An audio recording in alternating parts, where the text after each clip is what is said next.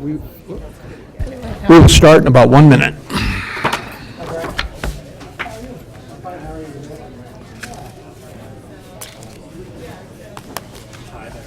Thank you. How are you? Living the dream. Thank you. PA announcer over here. All right, Ken. Good. You know Kyle? Kyle Kathleen? Kyle him? Hey, Kevin. I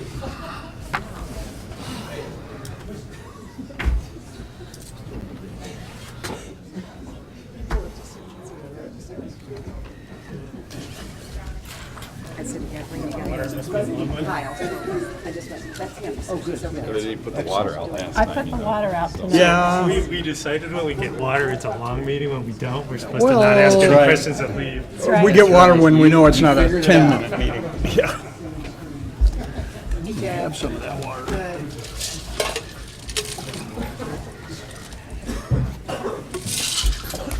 Ready?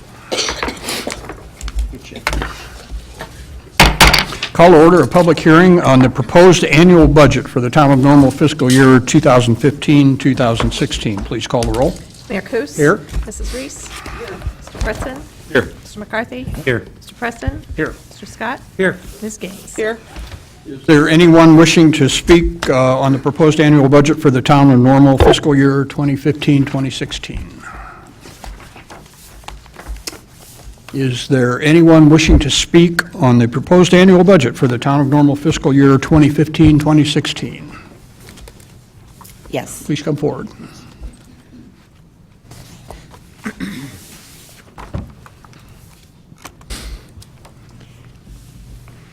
I think Ronald, too. I'm going to turn them on.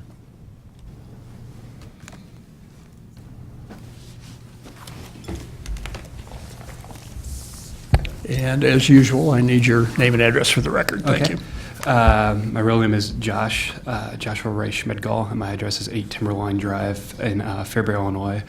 But I'm a representative on behalf of Cities 92.9, which station is located in Normal. So it's nice to see people actually smiling at me for once. So it's Fist Bump. It's Fist Bump here. That's my real name. You can find me every single morning on Cities 92.9 with Ian Bain. I raise today as I always do, but tonight on the agenda is a question, and the question is simple. Can you guess what I'm thinking? We elect you to make decisions with our money, and tonight you have decided to spend $11 million on an underground sidewalk and raise our gas tax and our garbage tax to pay for it. Your friend Obama has created a miserable economy, and we're all suffering. Now raise our taxes to make things worse. Now you raise our taxes to make things worse. Excuse me. Poor people will suffer with higher gas prices and higher prices for garbage. But hey, they have an underground sidewalk to walk in at night. Maybe they'll get robbed there just like you're doing to all of us. Maybe you can move your city council meetings to the underground sidewalk since the town of Normal seems to be good at robbing people. So people of Normal, your town officials are going to raise your gas tax and your garbage tax and build an $11 million sidewalk. Do you care? Thank you. And third and final time, I'm required to ask 3 times. Let me ask the question so I can get it clear, but come on up, Ron. Anyone here wishing to speak on the proposed annual budget for the Town of Normal fiscal year 2015-2016? Mr. Ulmer. Yeah, I just want to take this opportunity. Could I get your address for Oh, the yeah. record? We all know you, Ulmer, but ULMER, 1114 North Linden Street. I think you all know my name. In Normal.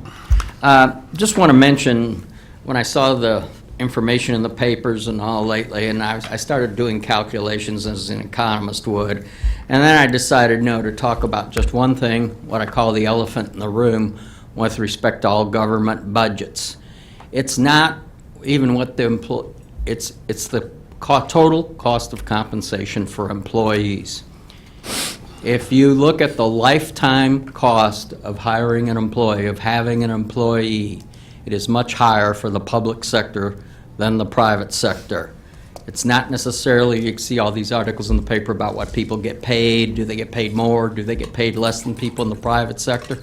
But the fact that they can retire early and get a 3% annual increase in their pension is what puts a burden on us. For example, it said that the number of employees are going to be the same, but last fall, October 6th, you hired 3 more battalion chiefs in the fire department.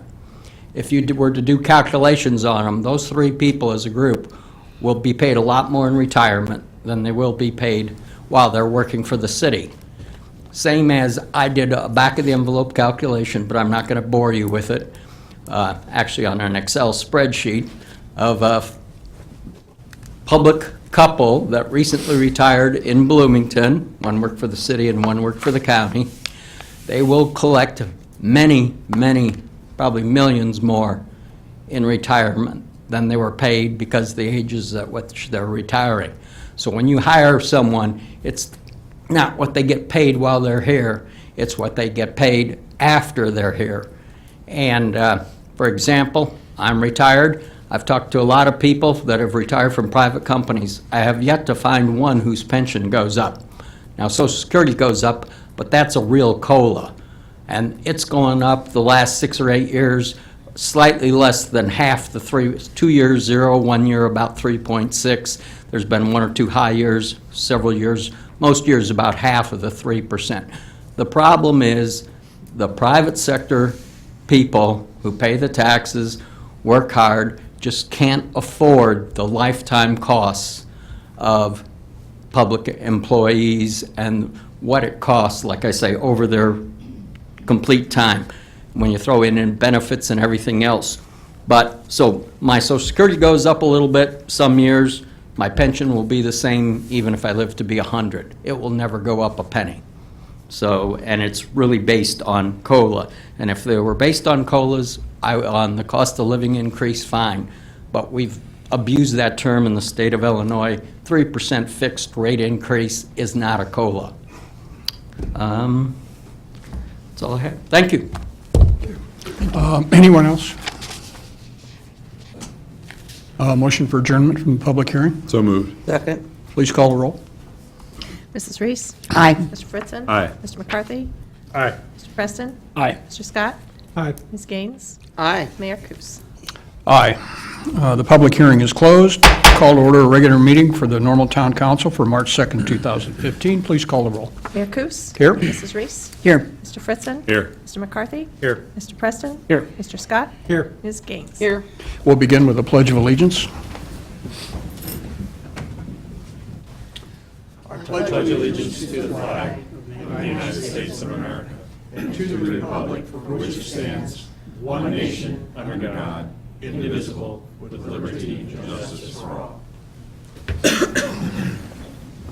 first item of business is the omnibus agenda, and these are items that will be considered with one vote unless a council member would like to pull an item for discussion. I would like to be excused from voting on any bills I may have incurred in my duties as mayor. Mrs. Reese? I'd like to be excused from voting on any bills submitted by Advocate Broman or that were submitted by myself in the course of my duties. Thank you. Mr. Scott? I'd like to be excused from voting on item E. Thank you. Move approval. Thank you. Second. The items we're considering tonight are approval of the minutes of the regular meeting of February 16th, 2015, approval of town of normal expenditures for payment as of February 25th, 2015, motion to award the bid for water main and service line materials to Water Products Company of Bloomington, Illinois, a resolution waiving the formal bid process and authorizing a purchase of refuse containers from Schaefer Systems Incorporated, and that is in the amount of $25,327. We have a resolution authorizing a lease amendment to the ISU Art Galleries at Uptown Station lease, and that's to clarify repair and maintenance responsibilities and change monthly reimbursement cycle to a quarterly reimbursement cycle. And we have an ordinance authorizing the publication of the most recent zoning map. Please call the roll. Mrs. Reese? Aye. Mr. Fritzen? Aye. Mr. McCarthy? Aye. Mr. Preston? Aye. Mr. Scott? Aye. Ms. Gaines? Aye. Mayor Kus? Aye, the omnibus agenda is approved. We have a couple of items of general orders tonight. The first is an ordinance adopting the operating and capital improvement budget for the town of Normal for fiscal year 2015-2016. Move approval. Second. Is there discussion on this item? Mr. Scott? Yes, I would like to start the discussion.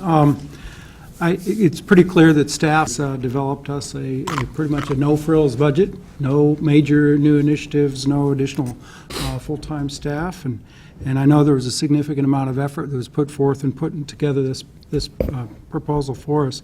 And we've got decreased income tax revenue, increased utility expenses, and aging infrastructure. Certainly, we've got a lot of equipment and vehicles that are on a prescribed plan for replacement, and we're having to revisit that.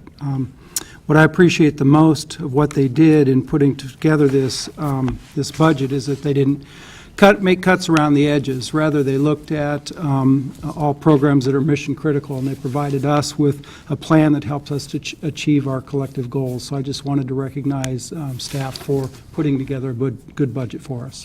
Thank you. Further on this item? Ms. Gaines? Well, I guess I would like to say that the budget is online, I'm assuming, for the town of Normal on their website. So anybody who wants to look at it can, and you can see where the money's being expended.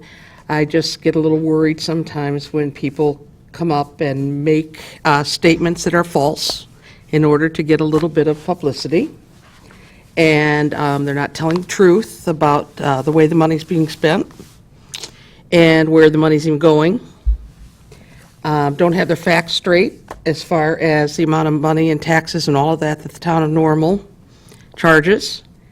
So I would encourage everybody to look at the budget and actually see where the money's going before anybody wants to have a serious discussion. And I would appreciate that. And if anybody has any questions about it, please talk to us. Please call us. Please email us. And we'd be happy to talk to you about it. Because I think sometimes the scare tactics of what all's happening is not true. And some of what's been said tonight here is blatantly not true. So just come to us if you have any questions, please, and or look at it yourself online so you can actually know the truth. Thank you. Further? Mr. Fritzen, and then Mrs. Reese. Since we have three budget-related items, it's hard to differentiate one from the next. So the only comment I have here is I did find it interesting that in spite of the fact that some of the provisions that are included in this budget for increased revenue, those are things that first really came to public light about 6 or so weeks ago, 6-7 weeks ago, as we did have a work session to go through the budget with staff. And granted, we didn't have a lot of discussion that day on some of the items, but it was a proposal for the budget, and we were to hear what the staff was recommending and move from there. And I think one thing that obviously annually we go through a budget process and we have to approve a budget statutorily and everything by a certain date and the like. And so it seems like a hard line that we come up against where this has to be done, and yet the budget process is something that goes on for several months, and really after this one's adopted, the work starts on the next one, and it isn't a point in time. It's fluid, and I think that's important to remember that a group of folks don't just get together, in August and start figuring out how we're going to fund things and operate for the following fiscal year. This is an ongoing working document and process that has been refined considerably over the last 20 to 30 years. Really, I've been around for a lot of that, and so I think it's difficult, it is difficult for the public to understand how these numbers, these are big numbers, but they aren't surprise numbers. They're numbers that staff works with on a regular basis, and we also are involved with many of those numbers. And so, when we see that revenue sources are flat or declining, we sense that, we know that, and the staff alerts us to that as we go. It's not, we're not typically surprised. We may be surprised by the degree that something changes, but because of the process that has been employed, and it's an award-winning process. I add that too, that there's not often that we're surprised by anything that happens. So the point being that there's been several weeks where people could have responded to some of the features of this budget, and there's been really, I'm surprised really that considering there's a significant fee increase proposal and a gas tax proposal, there's been fairly minimal response to us. Now, I don't know if that's I'm sure there's a number of reasons for that. Some of it's until the point of a vote, people don't pay attention. We're all busy in our day-to-day lives, and so those things don't get our attention, or we don't have time to work in a reasoned response to some of these things. I think some of it is an acknowledgement that that's the way things are normal, and that's what differentiates our community from other communities. And we, as I mentioned this morning when I was on the radio, that our history is that we address issues as they come, and we don't delay them. And some of these things are not easy decisions for any of us. I don't think. Sometimes people think, well, you guys just pass a tax, you just pass a fee increase, you just pass on. Well, we're citizens as well, and it's not easy for us individually. You know the impact on a household because you have a household here, but I think too that we have had the will to make difficult decisions. We've been collaborative in these things, and we work well together on these things. The financial markets recognize this. We have a AAA bond rating, unheard of for communities our size for the most part. And so I think the process that we employ makes this look somewhat anticlimactic because but this is how business is conducted here, and I think people should be reassured by that, and not be afraid of a fee increase here or a tax increase there, because the budget is not austere by any means, but it's a good budget for a well-run community, and a community that offers a lot of services at a fairly high level, not extravagant, I wouldn't say, but we're safe and we're healthy, and we're healthy financially, and we made some tough decisions a few years ago when the recession hit us hard. We looked at what we could cut, but Mr. Ulmer's correct in that the biggest expenditure we have is people, and for us to really make any significant cuts in that budget that would make any real difference in any kind of a tax rate or a fee structure would mean we would have to eliminate a lot of people, and you eliminate people. You lower the level of service that you provide. You lower the level of service you provide, then your community no longer is differentiated from other communities.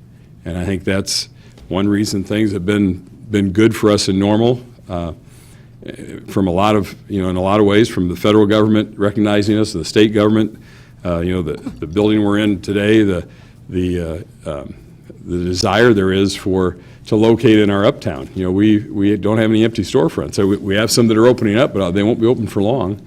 Part of the reason development has taken place in Normal when it isn't taking place in other parts of the state is that we have achieve that level of differentiation from other communities. And so I wrestle over these things. It's not easy. It's not an easy thing, but I think at our level, we're the most accessible, most visible level of government of all the different levels of government in the state of Illinois, where we know there's probably too many, and there's more than, is my understanding, any other state in the union. But municipal government is the most accessible and the most visible, and the one that delivers goods and services and cares for the safety of a community face to face, day after day. And we always have a balanced budget. We have a 5-year plan. Planning's been good to us. Visioning has been good to us. It doesn't come naturally to me. I've admitted that before, but our 2015 report and all the reports that have come since then, those are visioning exercises that actually have helped provide a guideline. The planning that we do, we're going to revisit the comprehensive plan this year, but the planning for parks and recreation and other aspects of that, the planning for Uptown. I voted against this latest foray into the Uptown, but now that we're in the discussions, I think it's turned out that it's a good thing. It's opened our eyes to some things. The budget doesn't include $11 million for an underground passage under the railroad tracks. It's not in there. You can't say it's in there. You can say it's in there, but it's not in there. And we're not robbing other funds. We're not creating additional revenues to pay for a tunnel under the railroad. Sorry, it's not true. And there's no reason for us to sit here and apologize for studying something that might be very beneficial long-term. The Uptown Plan was, the original Uptown Plan has been around for 15 years or so. It's not done yet. The new Uptown Plan is going to be around for another 15 to 20 years. That's a 3-decade period of time that it covers. And like I said, planning has been our friend, and visioning has been our friend. And that isn't one person's vision. It's a collaborative vision among staff, among elected officials, and among citizens. We have so many citizens who have contributed an unbelievable amount of time to these exercises, and they aren't, the very first plan we did, a pledge was made not to put that in a notebook and put it on a shelf. And say, well, we did that, aren't we great? And we've revisited that several times, and it's always been the same way. It's not going to be a plan to say we did it and put it on the shelf. It's been a plan that has been used as a guideline for the staff when we retreat, on an annual basis and talk about what have we accomplished, where are we going, and we revisit these things and we reorganize priorities and the like, and that's reflected in the budget. And that's why this works as well as it does. This is not by chance, and I'm proud to be part of what's happened here, and I know I've had my share of influence in it, but that's not why I'm at this table, to say I influenced this or influenced that a certain way. I'm at this table to be a part of the process that has been collaborative and collegial, and we've been able to accomplish a lot of great things for our citizenry. And I think we're going to talk more specifically about the tax, gas tax, and the fee increases, and there's some things to say there as well. But I believe that on balance, this is a great budget, as Mr. Scott said. It's a budget that where the staff, I know some of the department heads and whatever, they'd like a little extra help.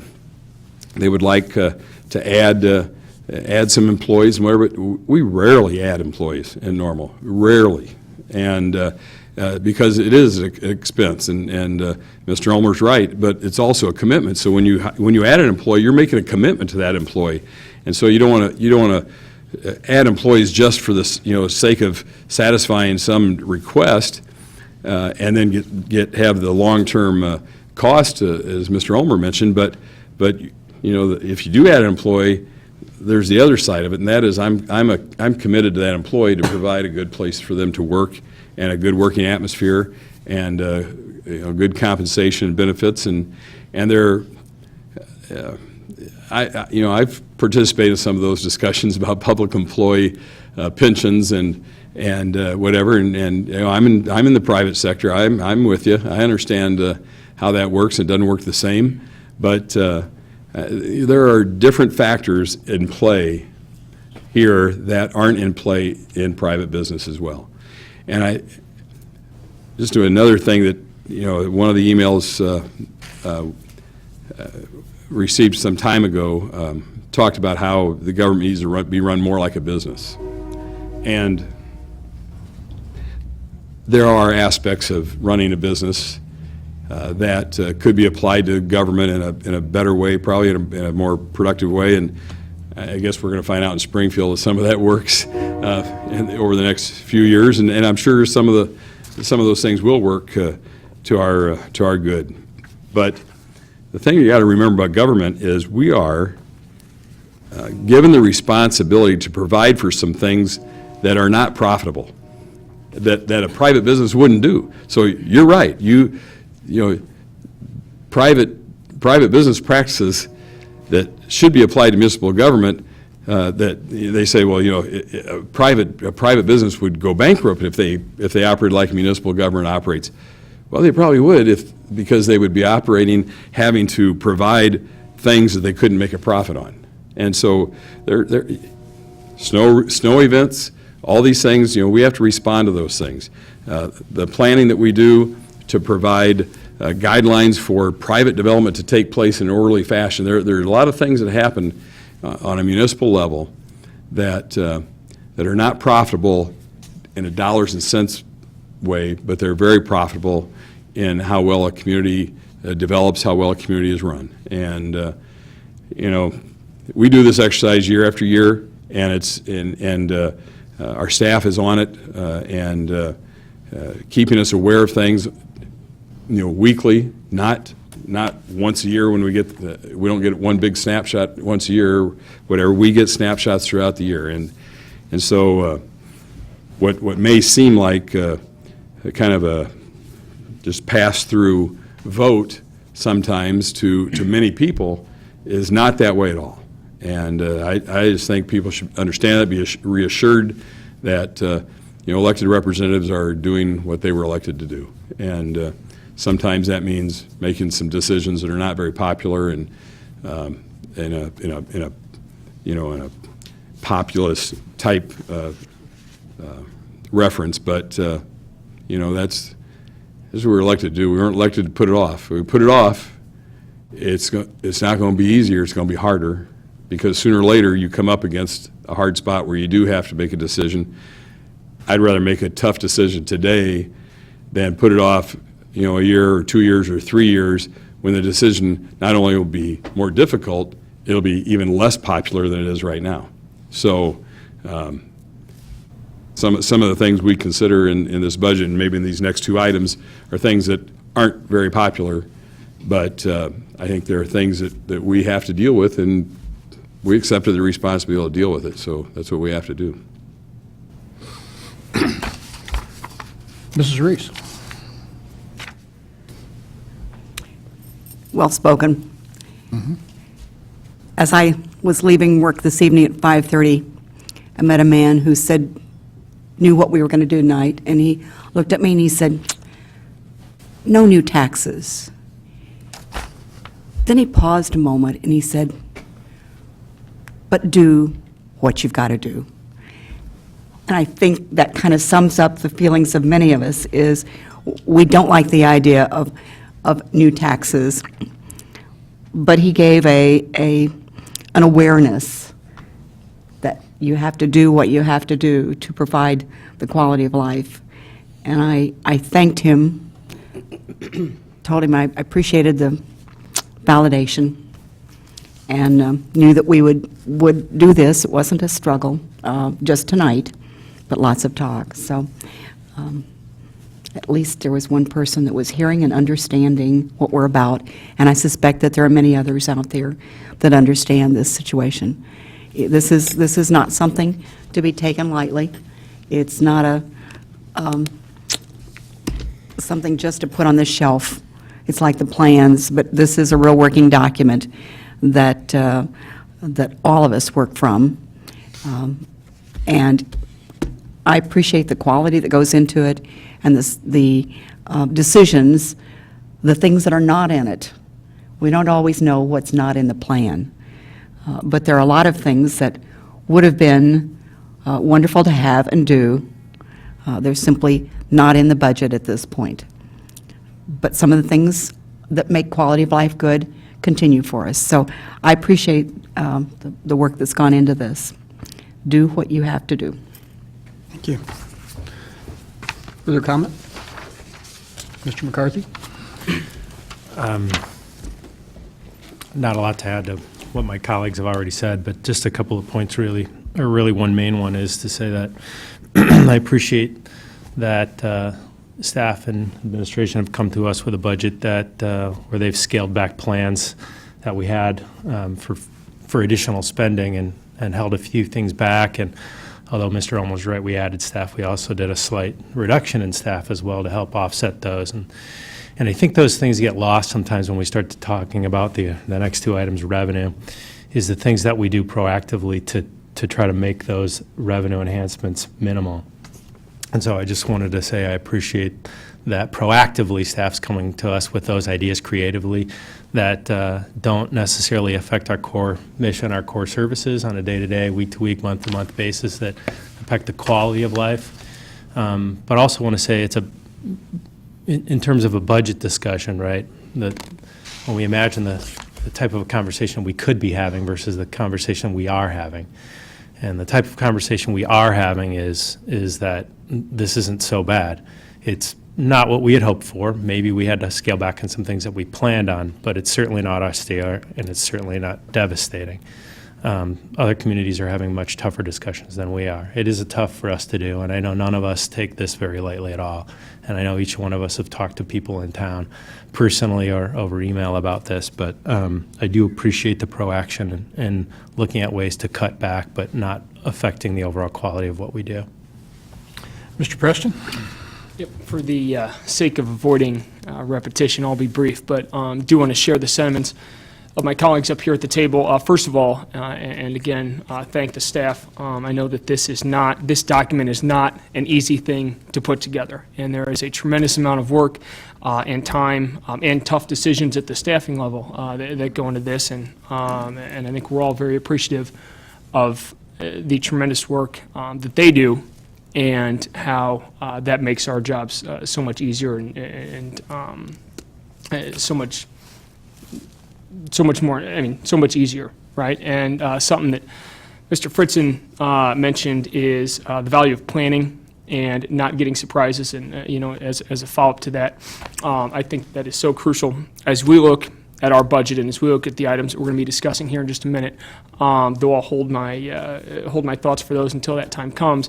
The value of good, solid planning and visioning and not being hit with surprises makes our jobs, and as a result, the intention makes our service to the people of Normal as effective and efficient, I think, as it probably could be here in Normal. And I just wanted to express our appreciation, whether times are, the climate here in Illinois is difficult or not to function in. The town of Normal really puts forth a tremendous service and a great value to our citizens. Thanks. Mr. Fritzen? Yeah, just one other thought that, the budget doesn't reflect, and that is what possibly could happen in Springfield. And if something does happen with withholding of any of our share of income tax revenue, it'll take a while for all of that to kick in and whatever, so it wouldn't necessarily be reflected in this year's budget. But when I think the comment Mr. McCarthy made about the discussions we could be having, some of that may be forced upon us a little bit by some loss of revenue from another source that again is not a surprise if it does happen, and because it's something that the staff has thought about and alerted us to before last November's election. I mean, we've talked before about the potential of the state of Illinois, because of its economic condition, possibly withholding some of that income tax revenue. We haven't necessarily made contingency plans for it yet, but, you know, a few years ago when we did make cuts because of the recession, we've been through some of that. So we've done some of that type of addressing of an issue that's thrown at us out of our control in the past. And so I would expect that we'll be as nimble as we were then and be able to respond and you know, address those things as they come to us. But, you know, there's a lot of talk right now about things out of Springfield, but it's just talk.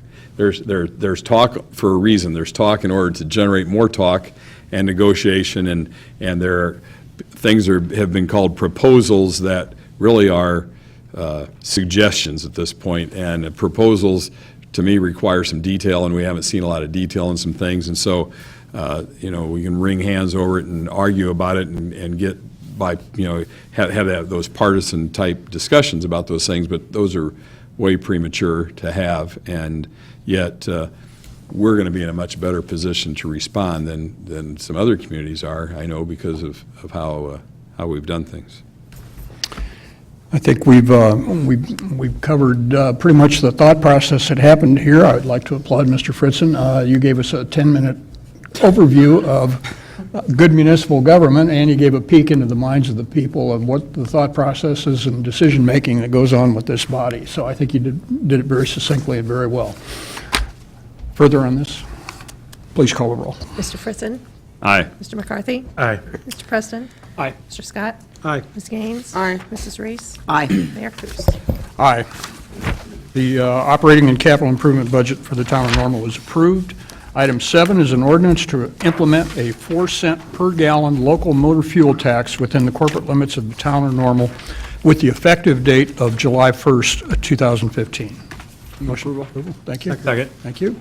Is there discussion on this item? Mr. Preston?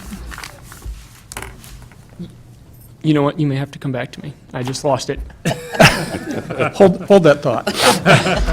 Mr. Fritzen? Yeah, I'll be brief. No, I think this is an example of kind of what I just talked about, in that because of the fact we're a twin city, there are often times where, you know, an action that we take, we want some assurance that Bloomington's going to take a similar action, and they the same for us. And this is one where the timing wasn't right for us a year or so ago. We had some informal discussions. You know, Bloomington's thinking about doing this. Is that something we want to consider? And we pretty much said, no, that's not something we feel like we need to, place we need to go at this point in time. The revenue situation has affected your thinking on that, and now that it has been implemented in one community, and we see that the price of fuel across the community is pretty much the same, then you know, that competitive disadvantage thing that we kind of worry about really is nullified. And I think this is you know, I fill up a couple of cars a week, and there are those who run larger fleets and everything else that it is, you know, it's a bit of a hit, of course, and yet it's a when we survey the other communities in the state, and we're late to the game here, you know, as far as a revenue source. And when you have other revenue sources that are challenged, like utility taxes and sales tax and the like, this is one that I think we're right to consider. And this money is not going to be earmarked for Uptown or for any particular thing. As a home rule community, we can put it in our general revenues and share and use it where we need to, apply it where we need to. And there was an email earlier that said, you know, it's just more money that's going to be poured into Uptown or whatever. I don't know where those thoughts come from. But the other aspect, as with any retail tax, is that we have a lot of visitors in our community. This isn't a revenue source that is going to be paid for, you know, that's going to fuel, you know, revenue is not necessarily coming only from those who are residents of Normal. It's going to come from residents throughout the community in the area and a lot of visitors to our community. So we get some assistance from those who visit when we have a retail tax increase. And so I think that's an important thing to remember too, that we recoup some of those expenses that go to serve people who don't pay property tax, who don't pay other fees locally, but they utilize our community in a big way. So, I think it's a fairly modest thing, and again, like I said, we're kind of late to the game on it. And I would add to that, as a resident of Normal, when you're in Bloomington, Peoria, Champaign, or Peoria, you are paying fuel tax to that community. Right. Are we ready? I'm Mr. ready this President? time. All right. Thank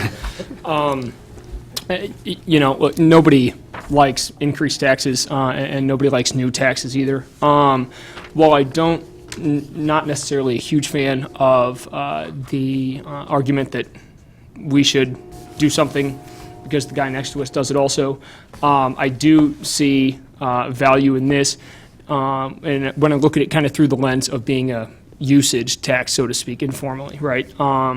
I mean, gas tax, the 4 cents a gallon, going into expenses when people are driving their gas-fueled vehicles. And I know that though it's not earmarked for it, a lot of money from the general fund, certainly more than the $600,000 that we're anticipating this to raise, will go to street resurfacing and infrastructure. And the direct correlation there, even if it's not a formal set in stone, locked in place connection, is something that makes sense to me, and I think I think it's a reasonable request. Mrs. Reese, you have that look. I was remembering when our neighbors to the south put the tax in, and some people talked to me, and they said, oh, wow, don't do that in Normal, because that will mean that gas prices will stay down in Normal. People will flock to Normal. They'll start buying their gas there. You'll make more money on the other aspects of it. Didn't happen. It was an idea, but as we've looked at that, that isn't the way it works necessarily. So for a lot of other reasons, not just to be the same, but for other reasons that are significant to our budget, it seems like this is the time to do it, so.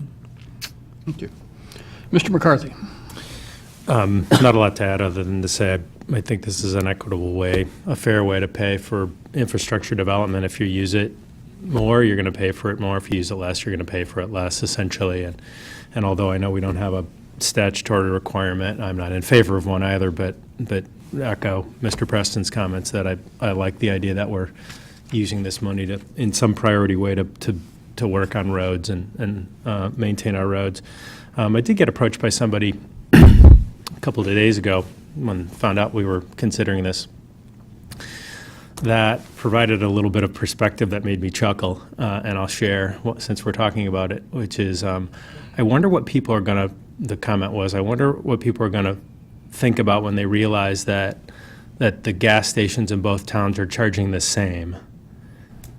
And what has the gas stations in Bloomington versus Normal been doing from a profit perspective? And will this really impact gas prices at all? That was the question that came to me. And of course, I don't have a crystal ball and can't answer that question, but it was an interesting bit of perspective. Thanks. Further on this item? Please call the roll. Mr. McCarthy? Aye. Mr. Preston? Aye. Mr. Scott? Aye. Ms. Gaines? Aye. Mrs. Reese? Aye. Mr. Fritzen? Aye. Mayor Kus? Aye. The ordinance is approved. Our last item of general orders tonight is an ordinance establishing an adjusted monthly user fee for refuse collection services. Move approval. Thank you. Discussion on this item. Ms. Gaines? Well, I think that it's important for people to recognize and realize that this doesn't begin to really, what we've been paying doesn't begin to pay for the refuse collection. And I'm not sure that this, even moving up, will ever pay the whole amount. I'm not sure, I can't remember, half? We're currently, 48%. the subsidy is a roughly half, a little over half. With this proposal, it will be about 32%. So the residents will be paying roughly 68%. We That's pay what I was 32 thinking. out of the, and then, so it's about a third. And one of the things that, we had some emails and somebody said, well, why can't we go to every other week for some of the service? And And the problem with that is, we still have to have the same amount of trucks, we still have to have the same amount of people working, and so it really doesn't save any money. So, excuse me, I do appreciate, though, people thinking about that and getting a hold of me, but the thing that I am concerned about with this, and I realize this is really important and we need to be doing this, is that this comes out on our water bill. And our water bill, of course, scares people and makes them think that, we're getting every penny that comes on that, and we're actually the collector of a number of things for other entities on that water bill, like the Water Reclamation District as an example. But my point is, it comes out every other month. And as we continue, as this goes up, that's a lot per month. So I'm wondering if there's any thought in, at some point, going to monthly billing, because I think that might be a little bit easier to take for some folks. I've had that discussion with Mr. Peterson to look into it, and the cost of monthly billing is very high. Is it really? It shocked me, and frankly, I said, I don't believe it. And when we broke it down and really dove into it, there it was. The cost was very high. I will point out, because I talked to Mr. Peterson today, and with referring to a gentleman who called me with that very issue, because he's on retirement, and he said that's a tough bill. We can't arrange a monthly payment system. The bill comes twice a month, but you can arrange to have that, to pay every month, or comes every other month. You can arrange to have that paid monthly, so you can kind of soften the blow on that. Great. So That's if good to people that are listening tonight want to know about that, just call City Hall, and we'll let you know how to make that arrangement to go into a monthly payment cycle, not a monthly billing cycle, but a monthly payment Right. cycle. In fact, a good suggestion, we'll put a article in the next newsletter, and we'll push out some information on our website and social media on that, letting people know that option is available. It's sort of like a lot of the utility companies have a budget billing system. Basically, that's what it is. So it's not difficult to do. Excellent, thank you. Mr. Scott? Yes, I want to start by saying I do support this, this new user fee. I mentioned earlier that it's important for us to remain mission critical and not to cut around the edges. And I think this is one of those cases that applies here, because when I have conversations with people throughout the community, they really want basic services. They want safety, they want fire protection, they want police protection, they want good roads, they want those roads to be cleared in the winter, and they want waste collection, and they want to have it convenient for them. So this is one of those mission-critical things that I think that we need to continue to support. And I believe that the people of the community, while it's difficult, it is absolutely difficult for all of us, I think it's one of those things that we've all grown accustomed to, and we've grown to rely upon the waste services that this town provides. And so I just want to make comment that I believe that this is indeed one of those mission-critical items. Further on this item? Mr. Preston? Yeah, thanks, Mayor. As we look at the proposed five-year budget and look at the expenses for operating our waste refuse program, with the exception of next year, we're looking, roughly estimating anywhere between 2 and 6.5% or so. And I'm wondering, we note in here that the increase will take our subsidy level, or take the funding level, I guess, from 48% to about 68%. Is that correct? And is that, I guess, do we have numbers in terms of what that percentage funding level is year over year as our expenses continue to climb? And then the 75% figure, once we bump it up to $20 a month, is that based on current expenses, or is that based on 2020 expenses? It's based upon, I think it's 2018, I think, when that goes into 2018, effect. I sorry, yeah. believe it's based upon the anticipated expense at that time, but I think your point, Mr. Preston, is, and it's accurate, whenever you charge a fixed amount like that, over time, as expenses increase, the coverage level lowers. So let's say at 2018, we're at 75%. If that fee is not adjusted periodically, then you'll eventually fall to 70 and 65 and so forth.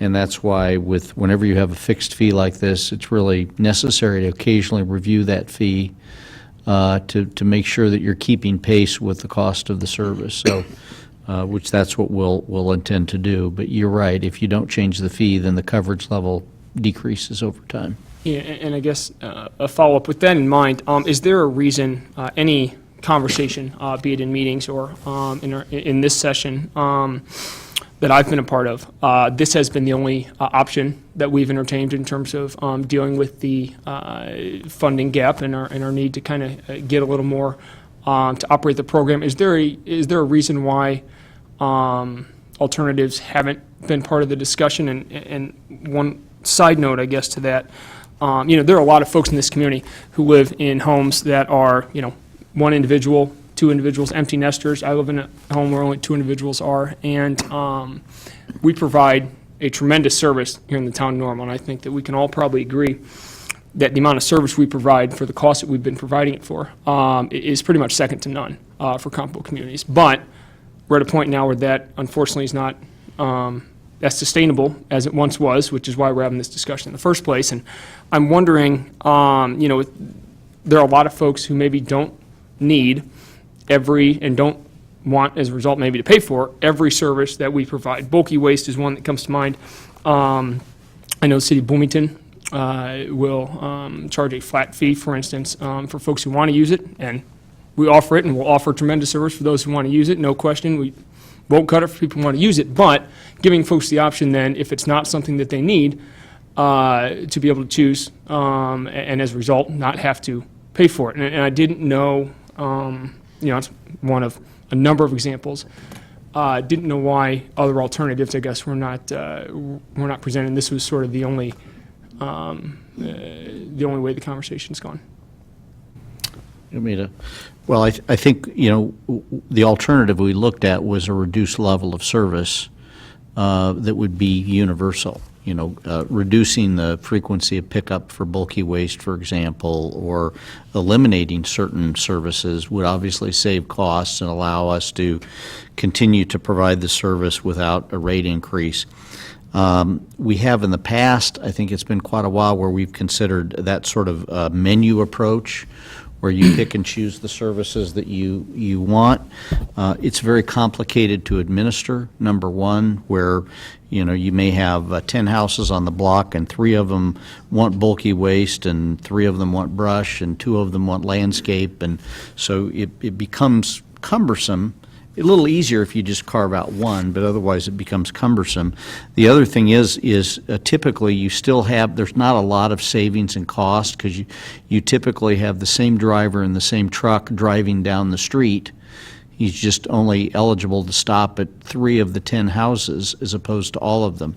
So it's there's not a lot of direct savings overall in the aggregate, and so those people that do choose bulky waste are going to pay quite a bit more for that service than when it's spread over the entire community. Clearly, not everybody uses every one of these waste services every month. Some use a lot of bulky waste, some use a lot of brush, some recycle, some don't recycle. It probably somewhat balances out over the long run, but clearly there are some people that just use less waste. Some people generate less regular garbage than others.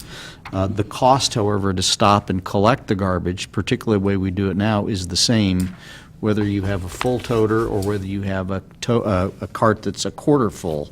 So it's the same cost to stop and collect it. Now, there's a little bit more cost at the landfill, but it's not huge. And it's so much easier to administer and more efficient if you have sort of that blanket service. But if the council would want to investigate going to a menu approach, that can be done. I'm not sure there's any real significant cost savings there. It might save some individual property owners money who they elect not to take some of these services, but that means it shifts the costs to others who use it, and then they're going to pay a pretty extraordinary amount for like bulky waste. The concern with that, of course, is there's some people that says, well, I'm not going to pay for it. I'll find another way to get rid of the product. So it does tend to lead to more illegal dumping. You also get one neighbor who says, oh, I've got bulky waste, come throw it on my pile. And they, they try to take care of their neighbors in that regard. So it is certainly an alternative, but I don't, from my standpoint, it's really not a good one. And at the end of the day, I don't think it, in the aggregate, saves a lot of money. It just makes for a much more complicated system. And Mayor, if I can quick follow up to something specific. Thanks, Mark. While I may, have a different opinion on part of that, I am not suggesting. I mean, we're downstream on this topic. I'm not suggesting that we put a halt to this and revisit it. Merely it's something that I wanted to have some clarity on, but I'm not making any kind of proposal to halt the timeline of what we're doing here. I think it's an interesting point you bring up, because we've had discussions about pay-as-you-throw in the past. And I think, as Mr. Peterson well stated, the cost of administering and identifying would be burdensome. And, I think there may be a day when a garbage truck may pull up and be able to weigh your garbage and tell you how much you're going to pay based on that. But I think we're a long way from that. And to take it to a broader perspective too, I don't play golf, but I subsidize a golf course in the town of Normal. Kids are grown, but families are subsidizing Children's Discovery Museum and after-school programs and things like that. So, I think in the sense that the services are there for everybody, and having a blanket fee for it makes a lot of sense right now. I mean, we've witnessed other communities that have tried this approach and ended up being in a bigger hole than when they started. So I think we're on a good path here right now. Further on this, Mr. Fritzen? I agree with your points there on any kind of a graduated fee approach to. This isn't just a convenience. This is part of of a healthy community. Of dealing with your refuse in a good way. And so I think that shared expense is warranted. I guess the question I have that I really wish I would have asked several weeks ago myself and didn't in a public sense anyway is that it's interesting that we want to implement $6 now and $2 later. Is there a reason we didn't do $4 now and $4 later to just ease it in a little better? Is it? Can you walk me through that a little bit? Budgetarily, in trying to come as close as we could to our fund balance target, we needed to upfront it. And so we looked at, 2, 2, and 2, and 4 and 4, and really, because we were with the revenue perspective, we needed the revenue now as opposed to later. And then, there was one proposal that we went all the way up to 20, and we felt we could back that off and do that in a few years. But it was trying to make the numbers work and try to hit as close as we could our fund balance targets in the general fund. I am pleased to hear of your discussion about enabling folks to pay on a monthly basis if that works for them, because that Right. the bill does include other entities, but it also includes the program that we implemented a few years ago, and it's increasing our water rates and whatever to help pay for infrastructure needs that we're going to threaten our ability to provide water service if we didn't deal with some things in a more proactive way. And so, again, that was one of those difficult decisions that we had to study and analyze and then make a decision to do. And we've been well served by that. So, being able to break that down, I think that's a great opportunity for those who need that. I think too. When we looked at the information that was provided to us about other communities, a lot of it is contracted, by a third party. It's not a municipal service, and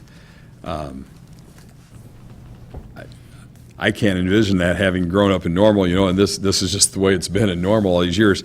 Not that that couldn't happen, but as difficult as it would be to administer some kind of a graduated system, or as difficult as it is to say, well, we need to pay more for this, I'd kind of forgotten the timeline on it when I looked at that chart and said, prior to 1993, there was no charge for this service.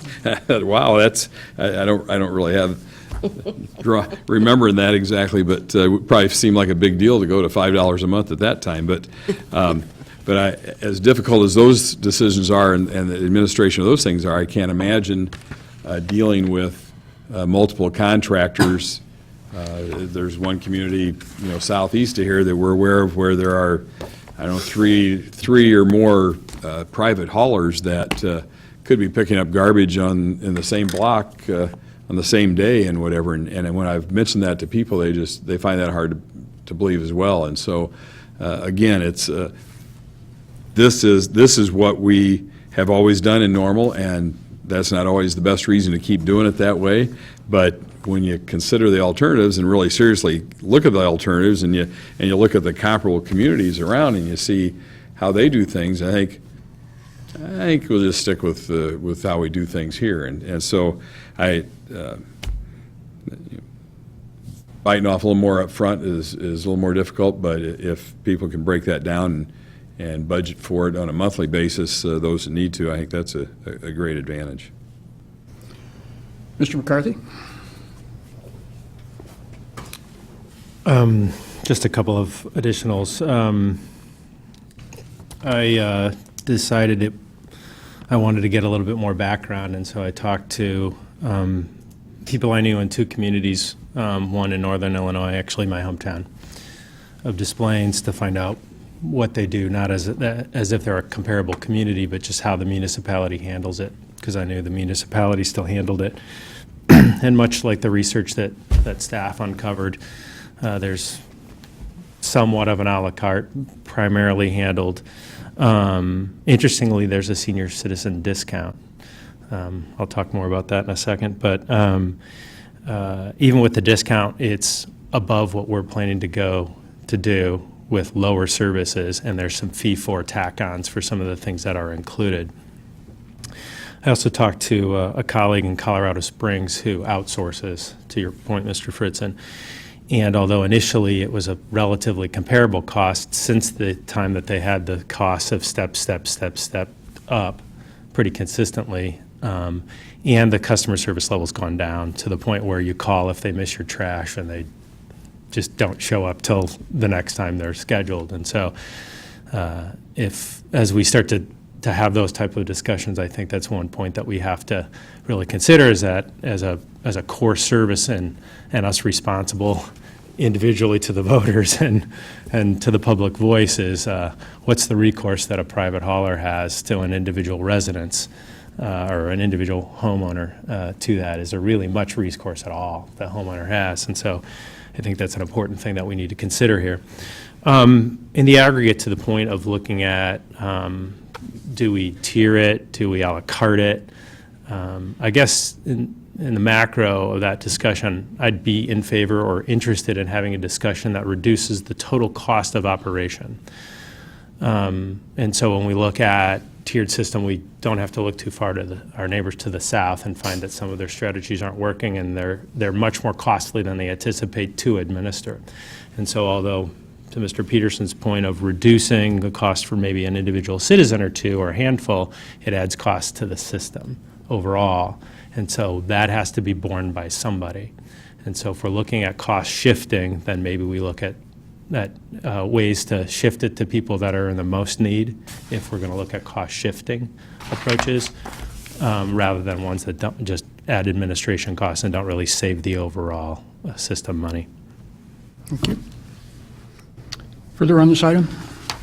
Mrs. Reese? Just a question for Mr. McCarthy. You mentioned the plan had some arrangements for seniors. How'd that work?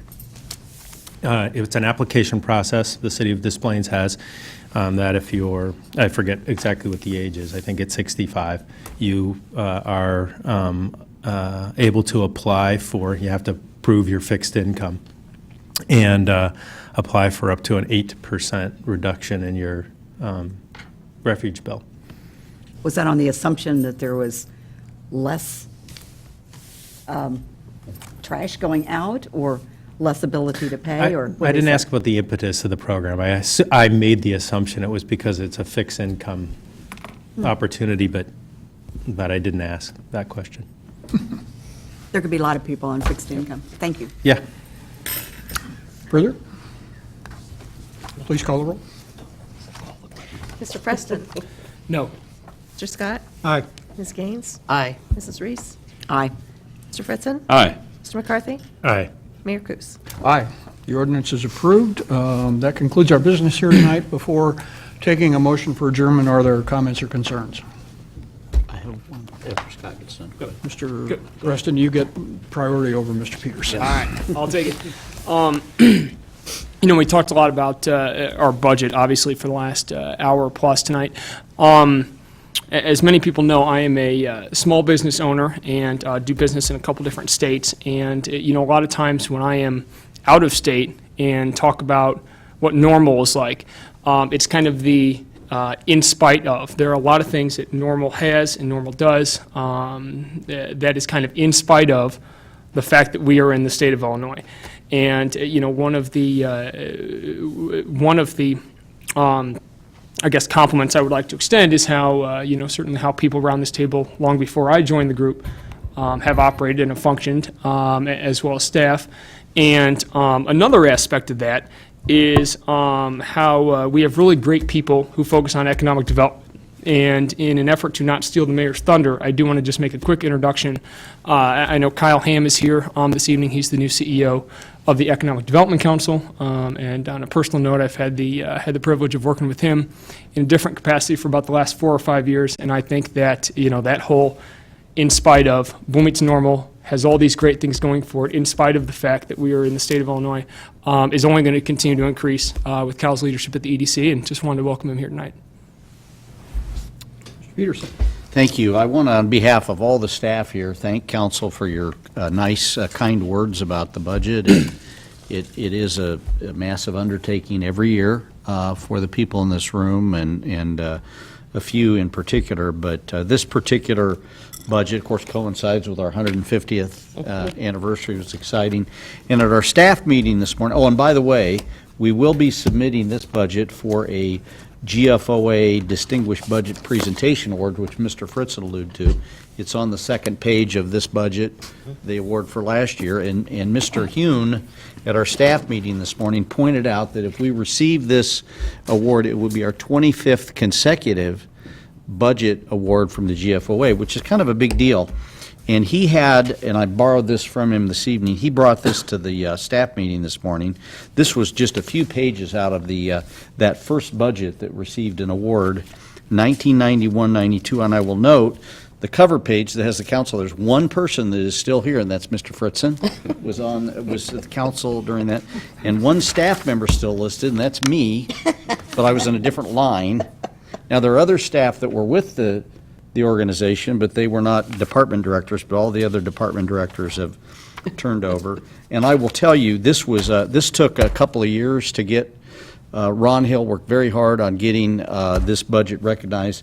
It is a far cry from this guy. This is a very sophisticated, not only a planning document, but and a working document, but it's a terrific communications tool, because most people can pick that up. And it's still complicated, but without a whole lot of work, can get a lot of good information about local government and how it's funded and how the money's used. But I thought there were a couple things, and some of these Andrew pointed out in our staff meeting, interesting. 1991, information technology was then called data processing. HR was called personnel. And in the transmittal letter, the budget then, the total budget was $25.7 million. It was 25 years ago. And accomplishments that year was the 125th anniversary of the community was celebrated. Ironwood Golf Course grand opening was held. Interesting. We completed the normal 2015 report that year. We adopted a comprehensive historic preservation ordinance. We entered into agreement for the sale of Hayden Farm property. And some of you may not even know that that was sold to become the new outlet mall on the west side. Didn't really take off. We negotiated the annexation agreements for the Harder and Blair property, which is now where Walmart is located, and Dick's Sporting Goods in that center. And the first phase completion of University Center, including Eagle Food Store. So, and we initiated the design and extension of the Towanda Avenue from Fort Jesse Road to Ironwood. So, kind of interesting how things have changed, but we still got an award-winning budget, which we're very proud of. And I want to acknowledge Andrew and his staff put a tremendous amount of time and work into that budget. Karen's here too, Karen Killingsworth, and it really is a terrific document. We're real proud of it, and we try to make some tweaks every year to make it a little bit better, and I think there were some new features in this year's budget that make it an even stronger candidate for that annual GFOA recognition. So hopefully we'll have, Andrew will get another plaque. We'll have 25 of those, but pretty cool stuff. And somehow I bet this is all done on a typewriter. Of course. Yeah, pretty much. Pretty much. I think electronic typewriter, Oh. but, yeah, we didn't have a whole lot of automation back then. You know, had the little dancing ball on it. I mean, Right. Motion for adjournment? So moved. Please call the roll. Mr. Scott? Aye. Ms. Gaines? Mrs. Reese? Aye. Mr. Fritzen? Aye. Mr. McCarthy? Aye. Mr. Preston? Aye. Mayor Kus? Aye. We're adjourned. Thank you.